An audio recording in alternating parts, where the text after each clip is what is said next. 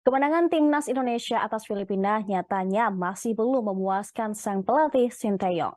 Arsitek asal Korea Selatan itu mengaku sangat kecewa dengan permainan skuad Garuda di babak penyisihan Grup A Piala AFF 2022.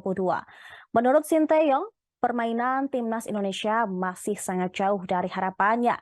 Kekecewaan tersebut didasari dengan hasil finishing permainan timnas Indonesia.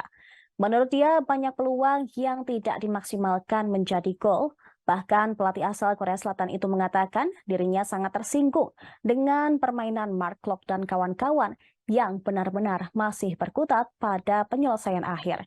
Dia melihat bahwa banyak sekali peluang emas yang disia-siakan oleh Egi Maulana Fikri dan kawan-kawan dari pertandingan pertama hingga terakhir jumpa Filipina.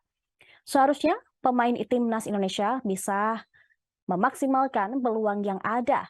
Atau setidaknya Sintayong ingin jangan ada keegoisan tinggi dan bernafsu mencetak gol padahal posisinya sulit. Timnas Indonesia memang mendapatkan 10 poin dari 4 pertandingan di babak penyisihan Grup A Piala AFF 2022.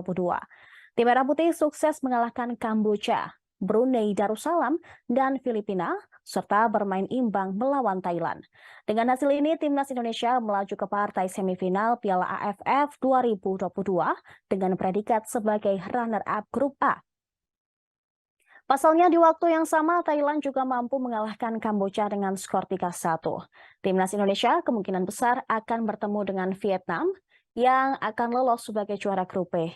Indonesia yang lolos sebagai runner-up akan terlebih dahulu melakoni laga semifinal leg pertama di Stadion Utama Gelora Bung Karno, Senayan, Jakarta pada hari Jumat 6 Januari 2023 mendatang.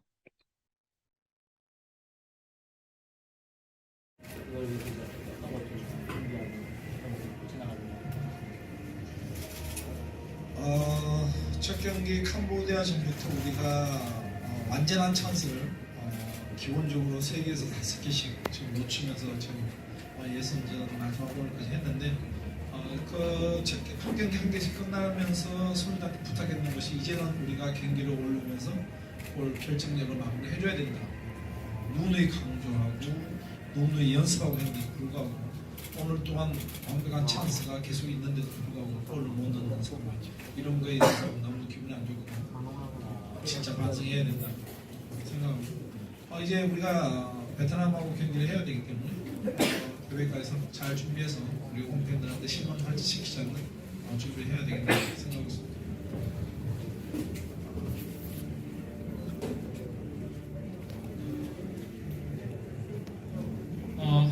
Memang mulai dari pertandingan pertama lawan Kamboja ada beberapa mungkin 3 sampai 4 peluang yang sempurna tetapi tidak bisa dapat cetak gol ya.